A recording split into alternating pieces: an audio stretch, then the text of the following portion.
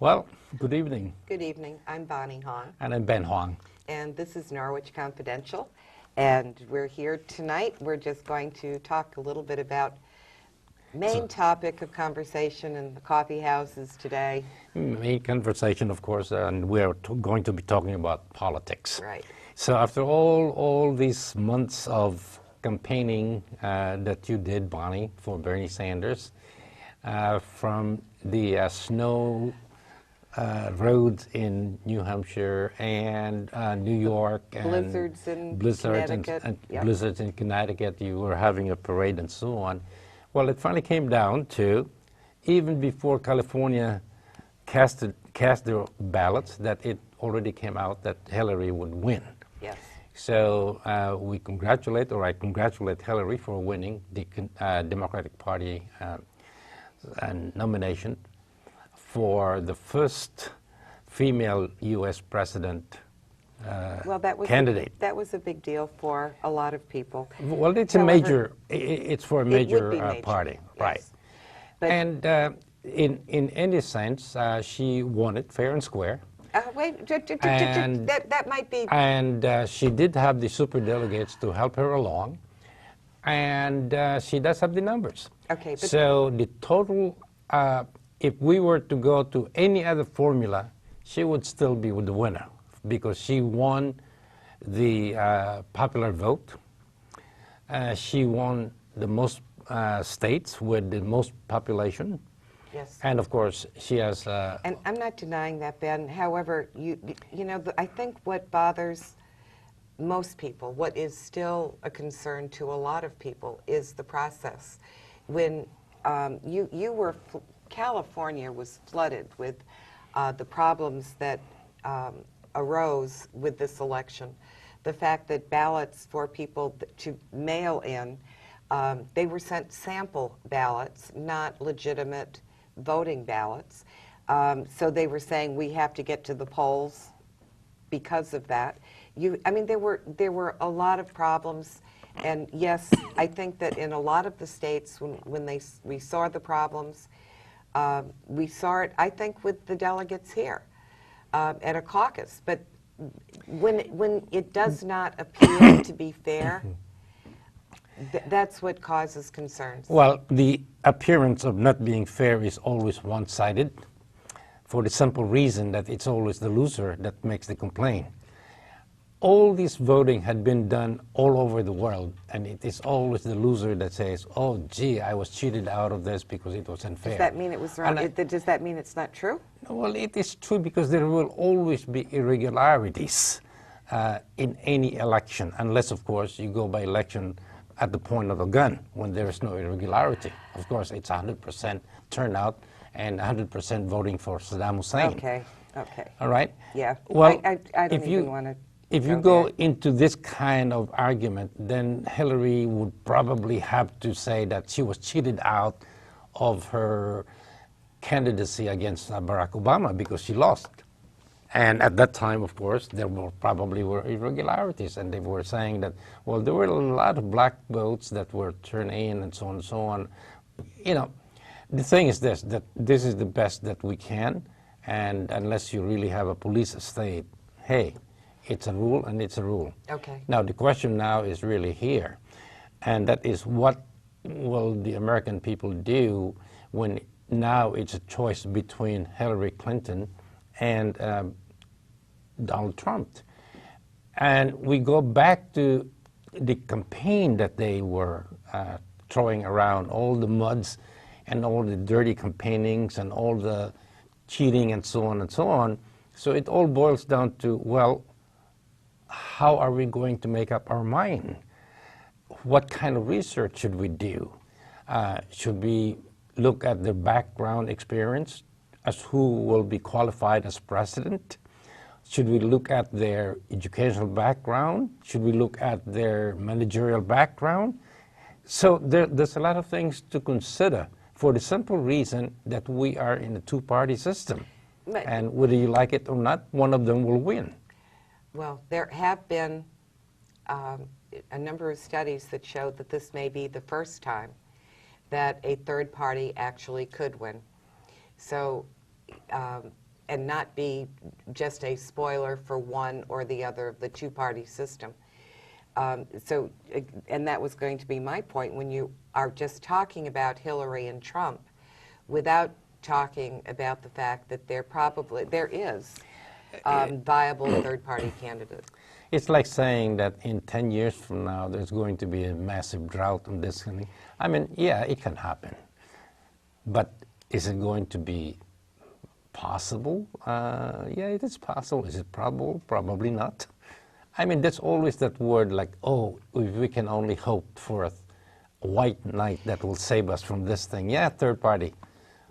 I don't think anybody thinks that, at least I don't think that there's any white knight that will save our democracy. But there are a lot of people, including myself, who are tired of the lesser of two evil choices that, because if you don't vote for this person, this other person is going to win, and think of the consequences. And you hear that all the time. When to me, a lot of times, it doesn't seem that much really is going to be terribly different. I mean, yes, Trump is absolutely.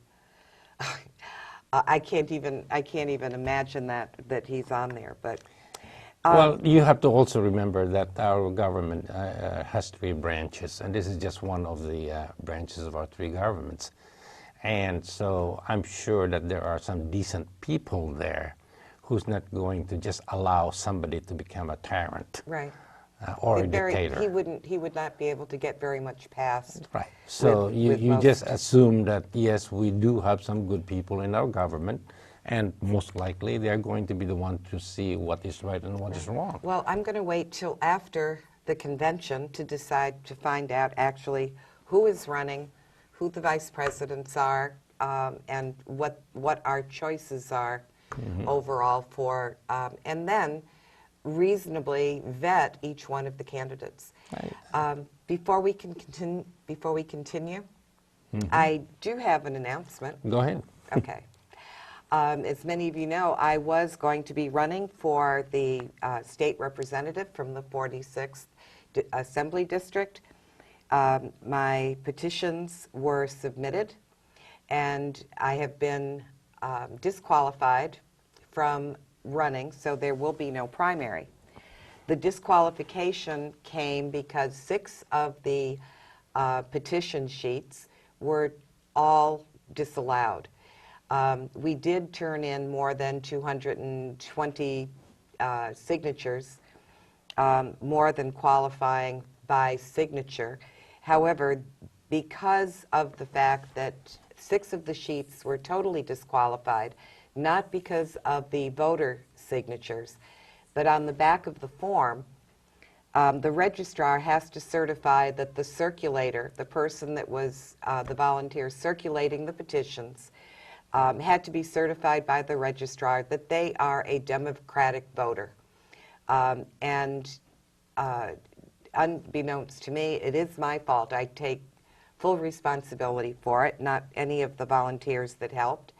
The circulator, these petition sheets were to be brought to the registrar in the town that the circulator lived. Consequently, 4 of those sheets should have been brought to Stonington, and 2 of the sheets should have been brought to East Lyme, their registrar of voters, before they were brought to the Norwich registrar. So because of that technical error, I am disqualified from running in the primary. I should tell you that I did attempt to bring all the sheets in on Friday. Our Norwich registrar, I called her at 11 because she normally is only there until noon on Friday, and I let her know that I was getting the last petitions notarized, and could she maybe stay or meet me at 2 o'clock to accept the petitions, and she could not. So I said, well, I'll bring them in on Monday. She did not work on Monday, so she said she would be back on Tuesday at 1 o'clock. I probably should have pushed it and insisted that I needed to have those sheets in on Monday. I did not do that.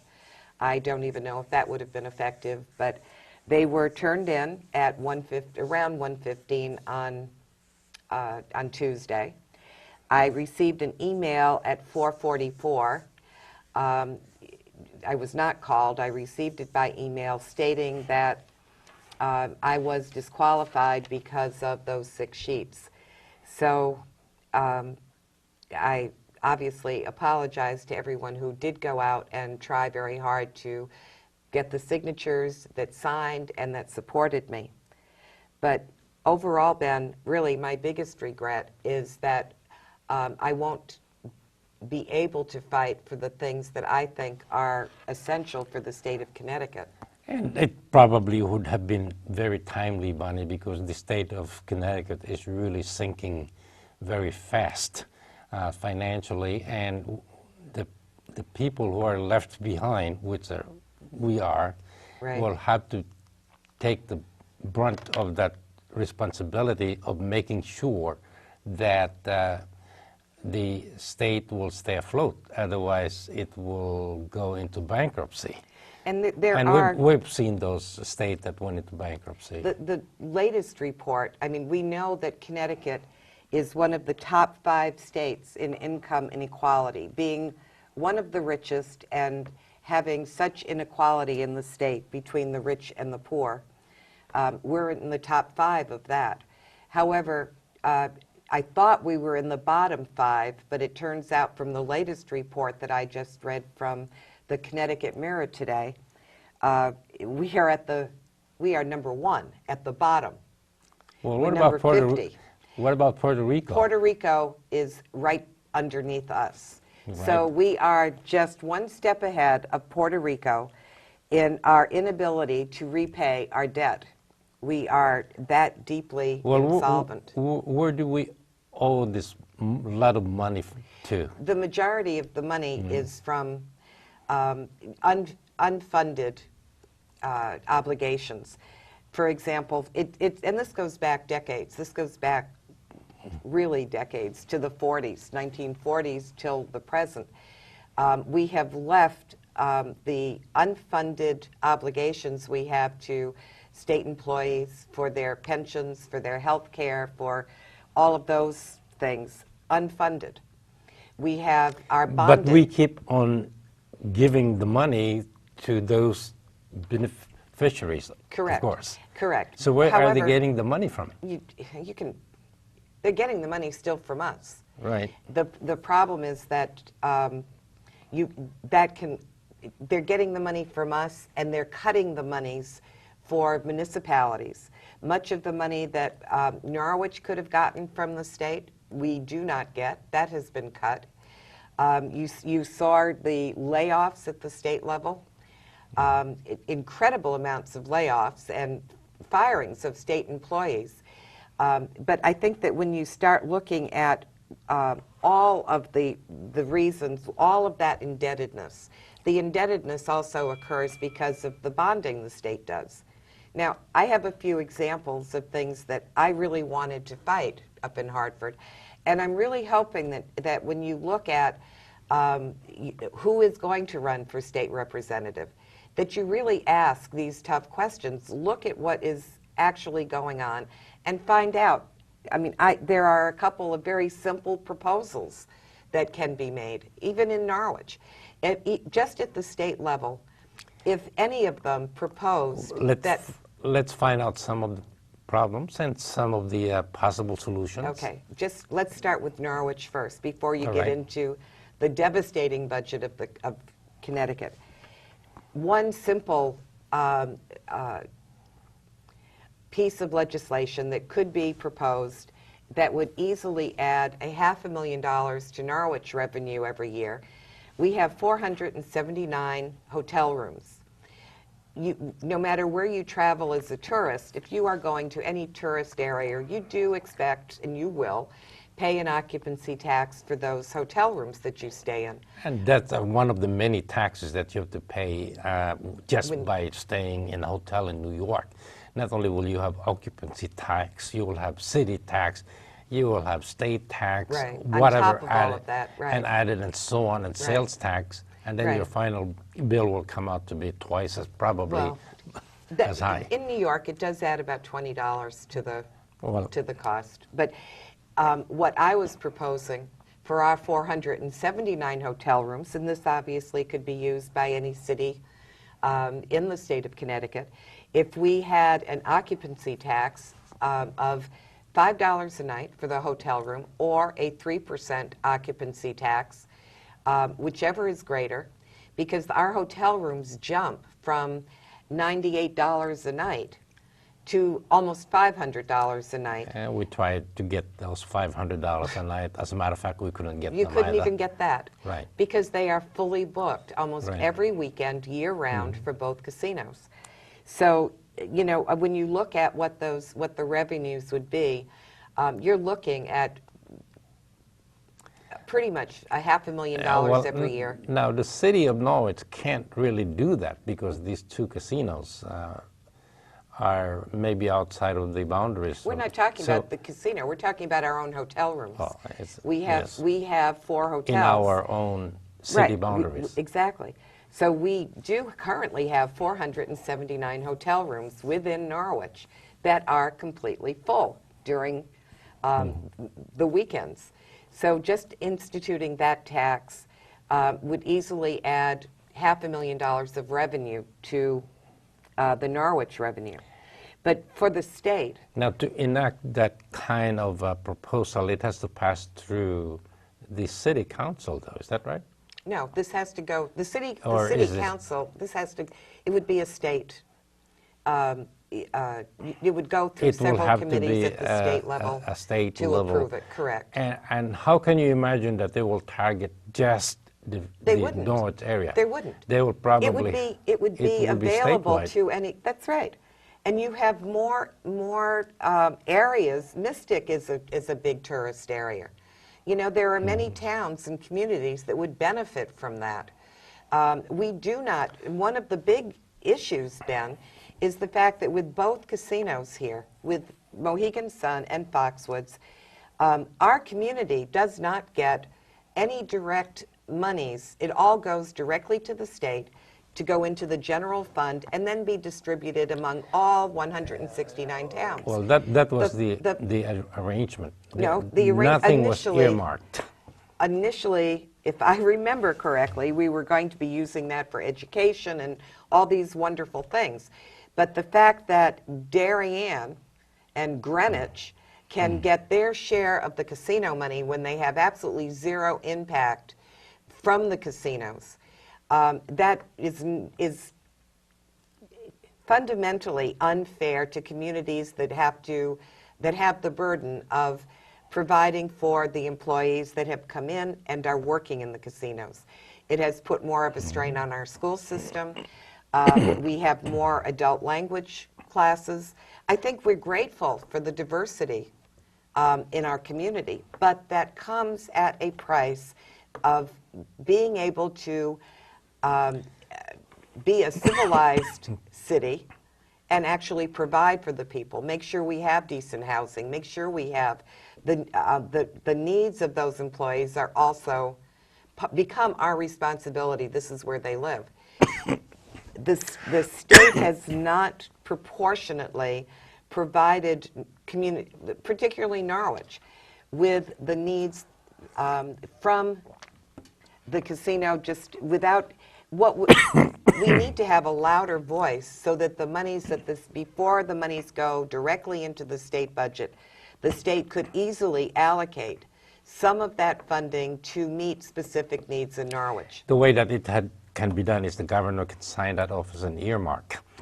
Right. Because it should, trying to change the formula of how they each are getting the piece of that general revenue is going to be more difficult. It's a lot of politics, but the governor can very easily earmark some monies before the rest of it goes into the general fund. But that again had been talked about so many times from, I would say, day one that the casino came to town or was built, and yet we always seem to have no voice at all in the state level, and we don't seem to be able to get our voice across, even up to this present time. And the question really is, well, who's representing us? And are they taking our voice over there? Are they sharing our unique problem to them? And so on. Right. So that's the one issue that had been perennially. Right, but if they were yelling loud enough, we'd hear them down here. So we know that it's not being an issue that is coming up every single time the legislature meets, and it should be. The other solution, not just to the city's budget problem, but to the state's. In 2014, Sustanet was supposed to go into effect. It had been passed in 2009, and it was to be enacted and go into effect in 2014. Sustanet is a single-payer healthcare system. It was to be the Connecticut public option. The way that it would have reduced the budgets for both municipalities and the state government is really very simple. One of the biggest items for both the state and all of our cities is the fact that we provide health care for both state and city employees. In Norwich, we have several different health care contracts. All the unions and the teachers have a separate health care contract. DPU has a separate health care contract. So, and some are more expensive than the others. Retired, both state and city employees, have health care. This becomes a big problem when those obligations are unfunded, as they are in the state. I believe Norwich has been pretty good at making sure we keep abreast of most of our funding those types of obligations. But had the state actually enacted in 2014 the cost of health care for both state and all city employees, all municipalities, would have been greatly reduced, thus cutting back on the need for additional revenues to cover the rising cost of these health care. Now, do you know why it wasn't? Well, let me give some further explanation to that. We have public, public employees, we call them, because we all work either for the state or municipalities. Right. And yet we cannot get our acts together and put them all in one health care coverage system, because by bulk you will be able to lower down the cost substantially, right. And it is exactly what the federal government did or is doing, and it also is what Medicare is doing. And Medicare and the VA or at least the VA are able to bargain the price of a medication. Right. So the same thing as the municipalities, if they get together with the state employees, they could present a huge volume of savings right. if they really put themselves into that position. Right. And it wouldn't just, this was not just for state and city employees. This extended to nonprofit, all nonprofit organizations, and to small business, to any small business, or they can and even to families. They can even expand it to a network of states, you know, and it certainly would have done. Well, that's single-payer universal health care. Right. In any case, yeah, you were going to tell us why it did not go through. Work. But just to expand on the impact it would have had just on nonprofit organizations, when you consider all of the cuts that went to almost every social service agency that functions as a safety net for our most vulnerable citizens and communities, one of their largest expenses is also health care. If you could cut that by a third, that is substantial savings, and they would not have been impacted by these cuts that the legislature and the governor has made this year. So everyone would have saved, except when you enact something like that, obviously it can impact the profits of your insurance companies. In 2014, when this died, a very quick death, that was the year that Cigna made overtures and was going to come back to Connecticut as relocate its corporate headquarters back in Connecticut. Governor Malloy at the time also offered Cigna $50 million to come back because they were going to create at least 250 jobs. So we paid Cigna to come back. We killed a bill and a program that would have substantially reduced our obligations every single year for our budget. And we indebted ourselves in the hole again by another $50 million. So, I mean, that's all part of it. But then a year later, after Cigna relocates back here, 1 year later, they announced that they are going to have layoffs because they are relocating their accounting functions to India.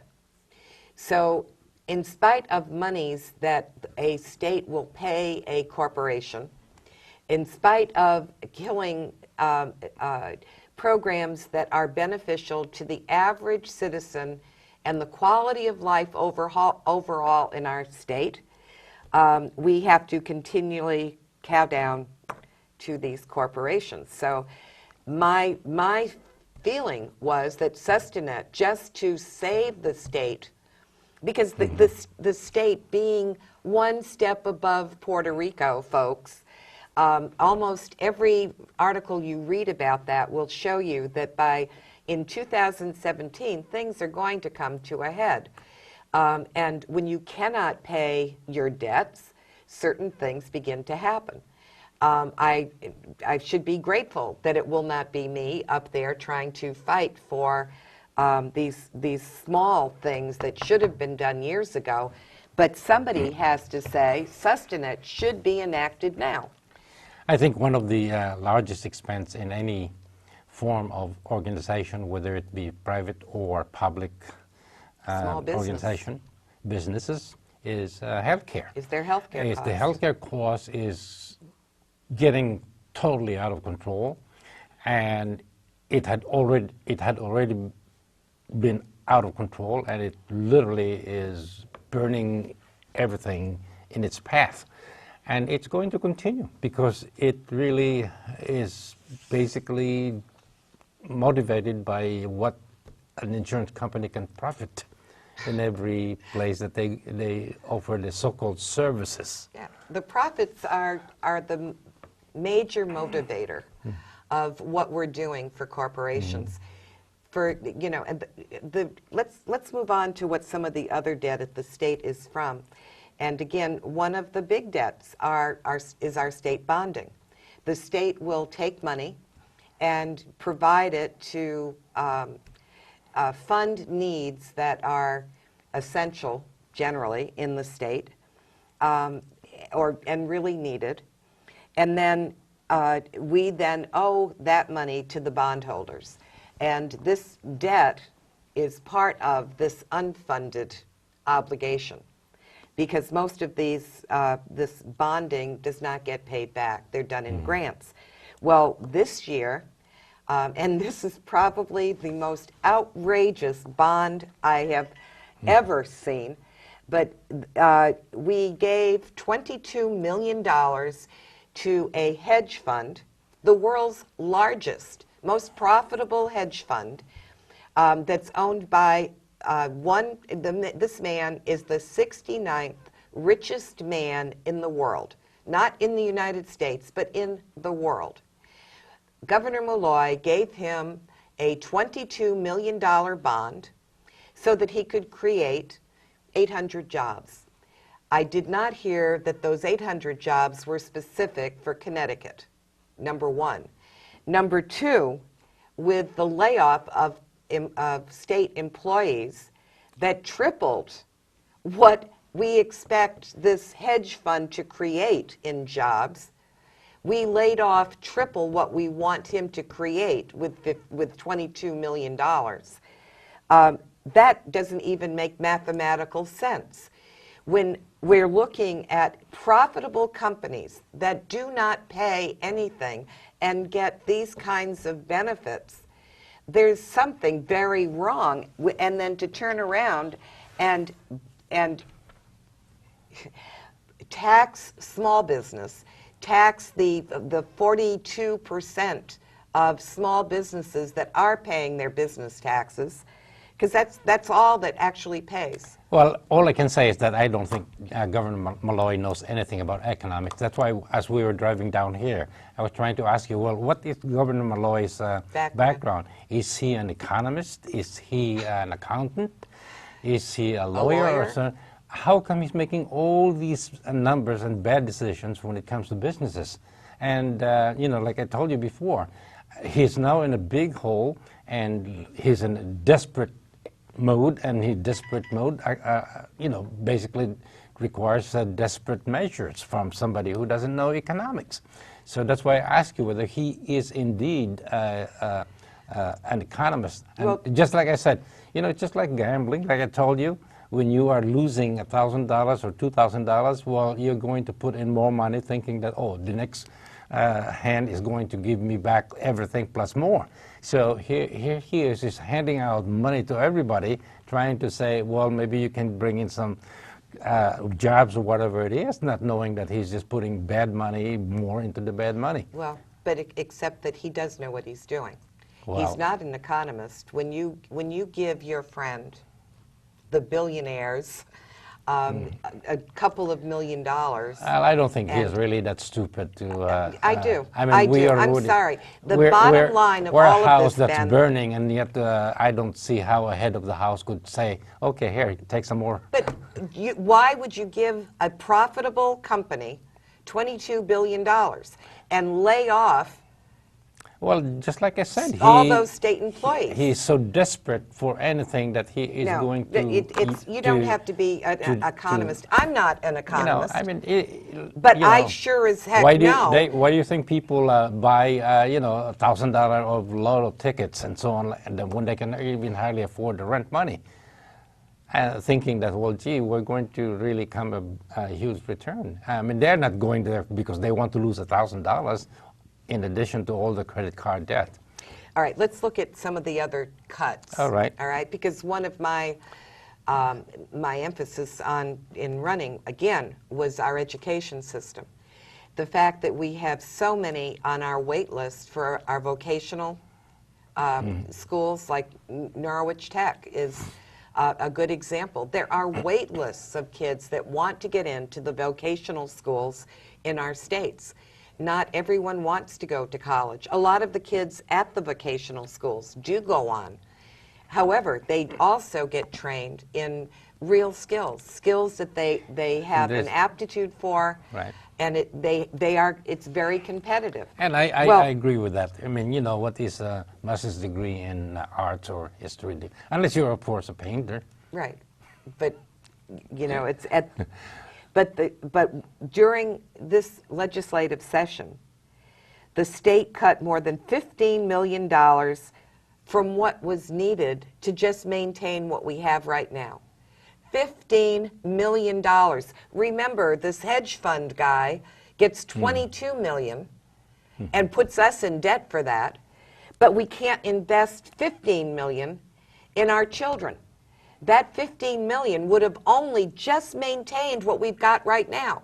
To make those kinds of cuts is, I think that is criminal.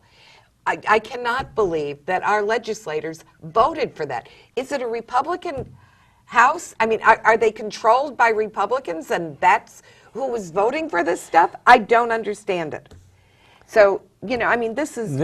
There are issues that I think that you, by the way, I think you mentioned a lot of serious issues. Now, I think decent people would probably have to come up with decent ideas. And this is no longer a time for politics. Our house is sinking, and every representative should go to the state capitol with a single thought.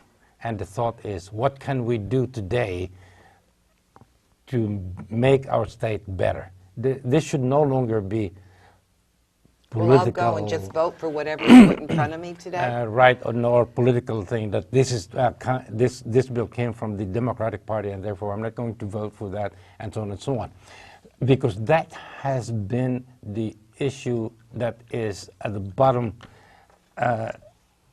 line of what everyone or how everyone votes. So I'm sure that sometime along the way people were asked to vote whether to fund our whatever obligations, and people were voting no, we don't have to, and so on, Right. because they were the majority. Right. And the truth give is, it to I the am a Virginia. Democrat. Yes. But I would have fought tooth and nail against some of these things. I mean, it does not make sense to kill a program that would have slashed the state budget and put it on the road to some kind of being able to fund those unfunded obligations in the future. Why kill something that is so needed? And it can't just be Cigna's and the profit of all the insurance companies. I'm sure it played a big part. I'm sure it played a big part. I'm But sure there have to have been the lobbyists must have played a big part as well. But again, like I it said, wasn't, and it was also. Look at the Chamber of Commerce, the Chamber of Commerce and the business industry. When this started, they went in, and I mean, they get access to the governor. They can go into the governor's office, sit down, and that's what money buys. It buys that kind of access.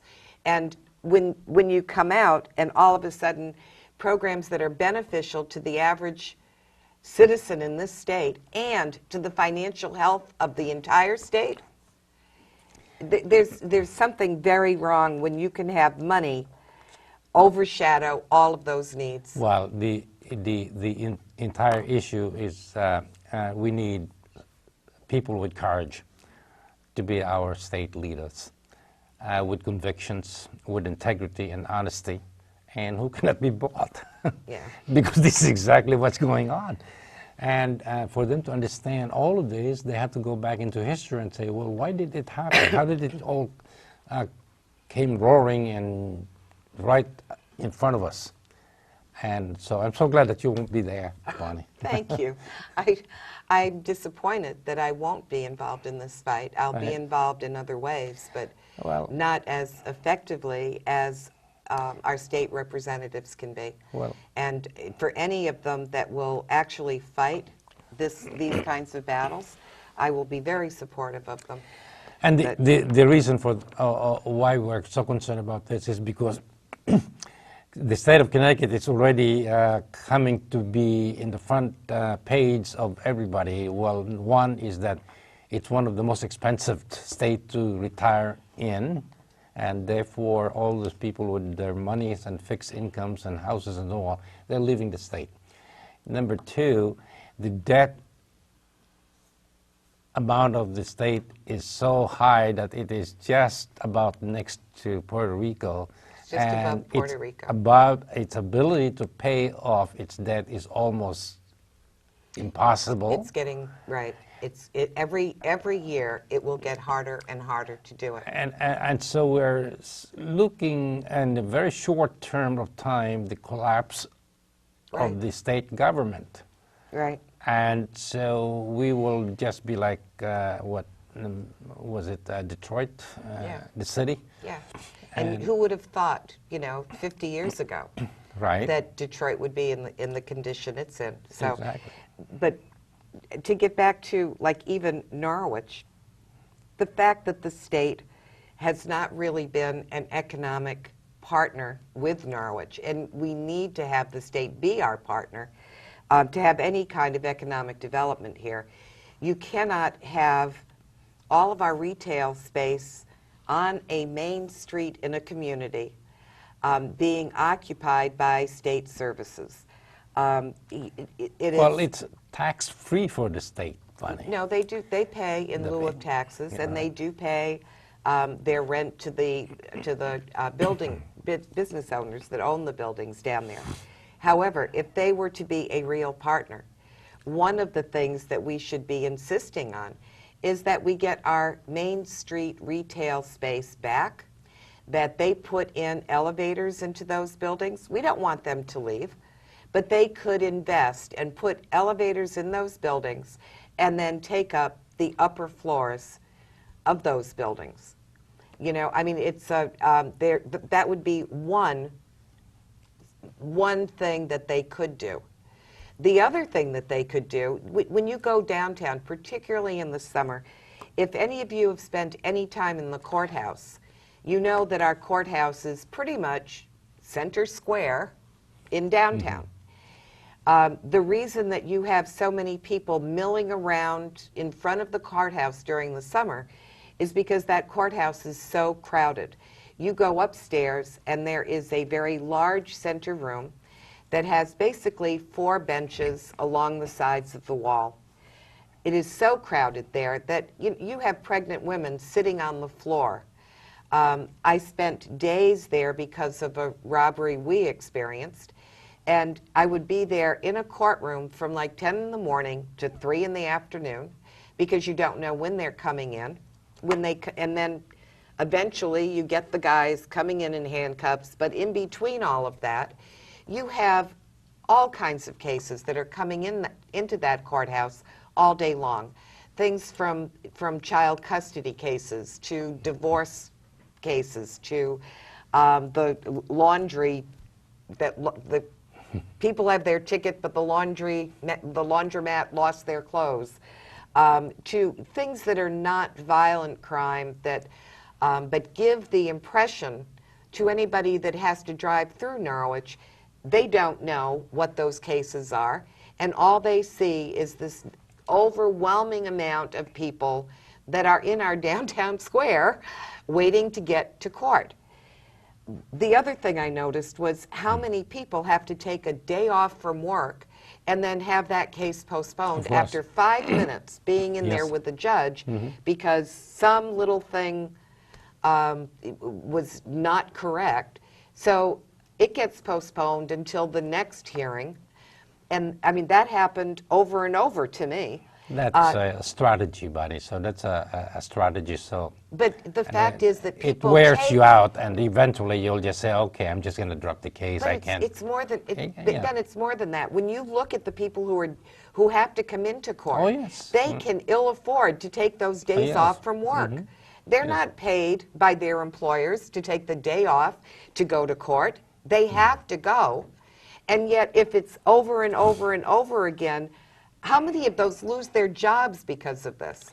So my suggestion, my proposal would have been that, number one, the state could easily do a pilot project with Norwich and have night court in Norwich. For all of those non-violent cases that are coming before the court all day long, the people that are in handcuffs that are being brought in from jails, sneak them in those back doors and have them during the day. But it would cut out a substantial amount of what appears to be an unsafe area in our downtown. It's a simple thing. It would be a simple pilot project, but could make a substantial difference in the way our downtown is perceived. It's just one thought. My last thought,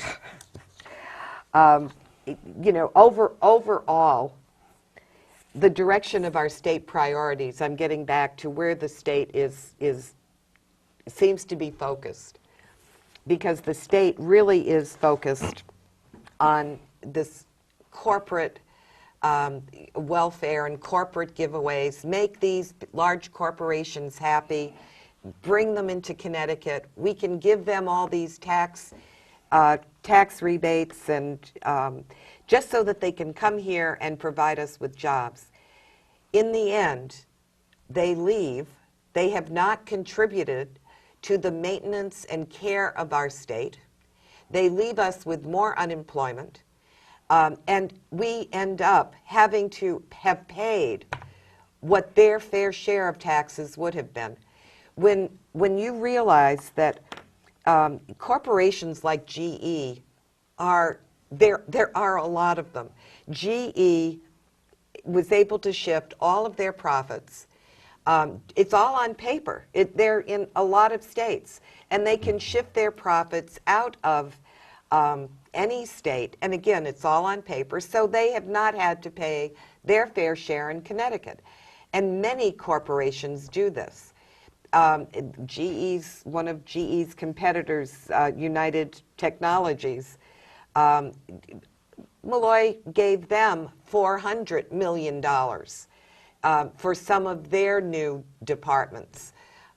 Again, I mean, these are profitable companies that do not need the money, that do not want to pay. I mean, you know what they say they pay in taxes? They say, well, we're already paying property tax. Well, guess what, folks? All of us have to pay our property tax. We're not talking about individual or someone's property that gets taxed. And then they claim that, well, we're employing these people and they're paying their personal income tax and their property tax. Yes, but is the corporation that has just made billions of dollars on the backs of those employees in this state paying their fair share of their taxes to this state to help maintain our quality of life? The answer is real simple: no. The majority of these corporations, they don't like to be called this, it's insulting, but they are tax evaders. They are. What they claim us, we're enriching the income of the state government, is that we do pay taxes according to them. Well, they actually count the amount of taxes that they have to give to us, like payroll taxes and right. All other taxes, property taxes, right. and so on. They counted sales tax, which actually, you know, those taxes are really not a we all pay it. subsidy coming from the corporation, but they were counting this as saying, listen, if we were not here, these people would not have been able to pay you these taxes, and this is how much you were able to collect from them. These are our employees. And so therefore, indirectly, we are responsible for this amount of taxes that you have received. So it's one of those things. Right. Let me give you one example. Sure. Again, this is with GE. The CEO of GE, Jeff Immelt, his total compensation just last year, this is what this man made in 1 year, was $37 million. That was his salary. That's what his total, not just his salary, his total compensation for last year, $30 million, okay? And they want you and me to pay what that company owes in taxes, because that's the bottom line. Somebody has to make up that tax deficit that has been given away.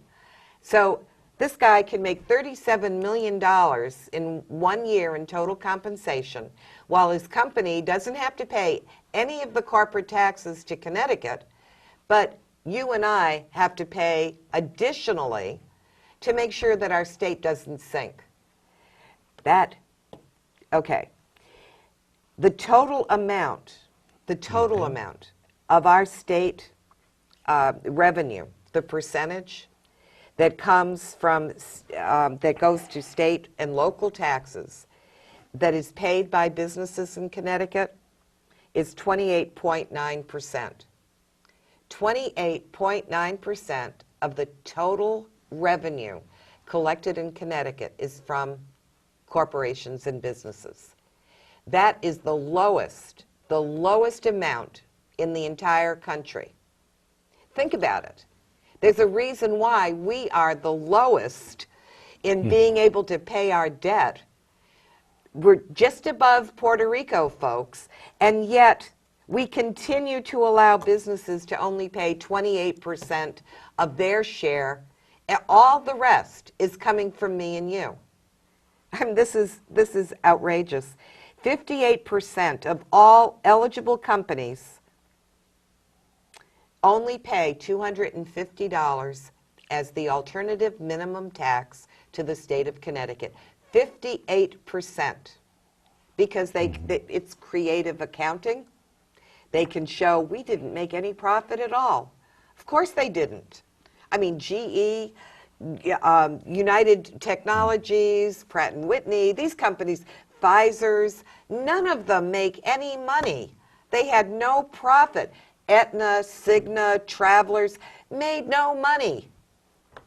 So they can't afford to pay their taxes. And yet they want to say, you know, how much less can the state of Connecticut charge them? No, it's not that they don't want to pay corporate taxes. They want the state to give them more money for profit and not charge them taxes. That's what they want. All right. So you're done with your ranting and raving? I don't think it's just ranting and raving, Ben. It's frustrating when you don't have the representation, or you. Well, I mean, It is not the failure of one or two representatives. It's the failure of the entire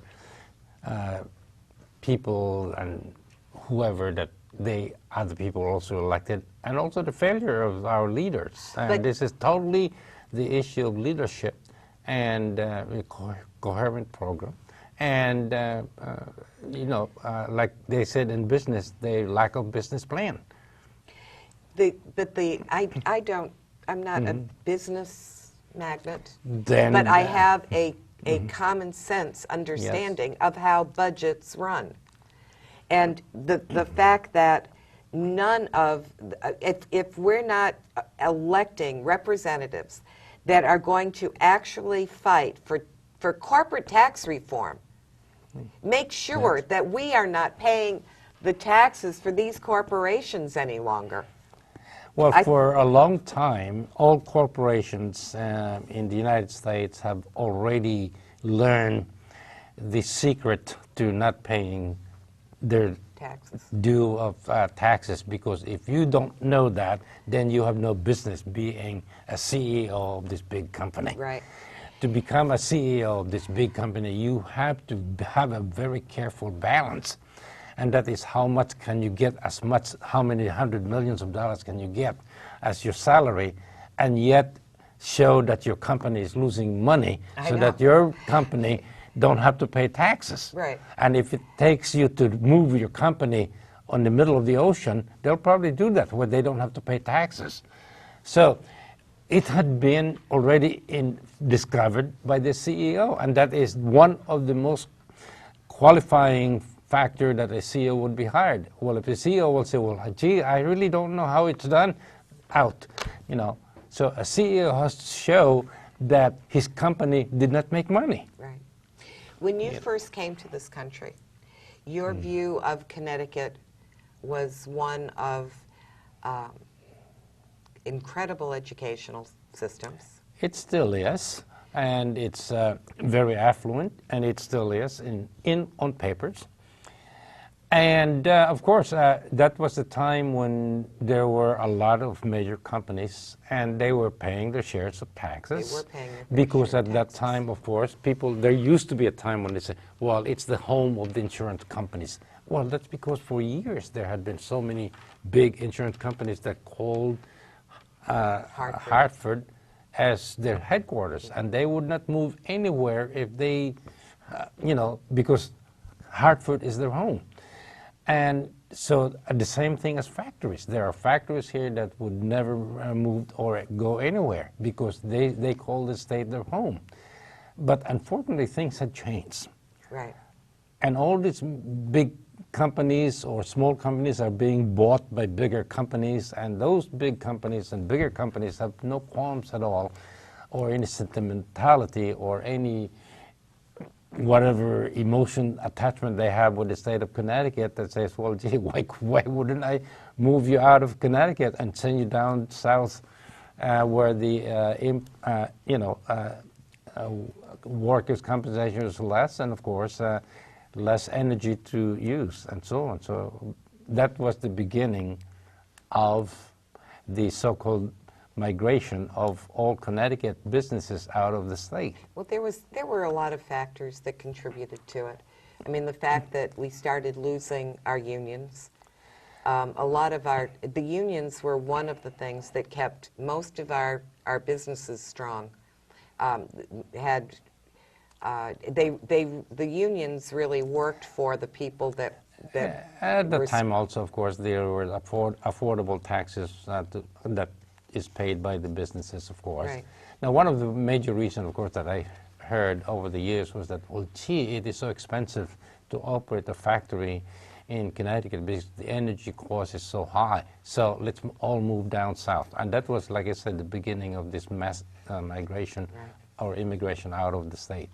Now, it is now a common procedure for a CEO when they buy a big company or a small company to find out, well, where can we take advantage and cut whatever we have to do so that we can pay almost no taxes.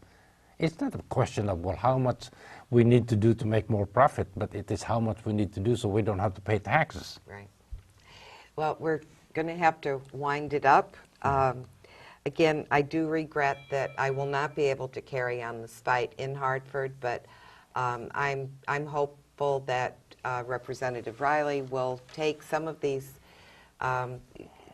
ideas and make them his own and really fight for us if he wins in November. Well, good luck to everyone, I guess. I would say that most likely a lot of people will probably moving out of the state because this turns out to be the most expensive state to retire on.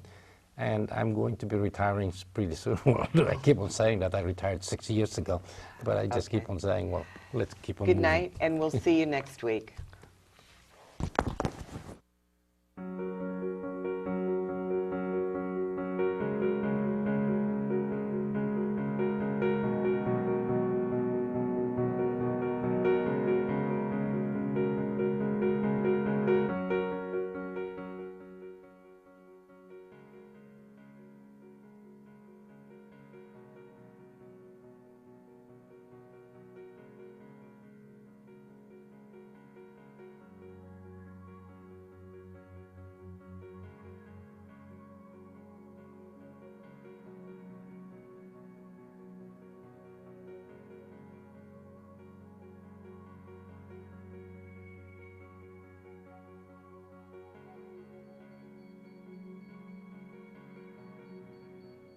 This is Norwich Confidential with your hosts, Dr. Ben Hong, Bonnie Hong, and Mr. Bob Farwell.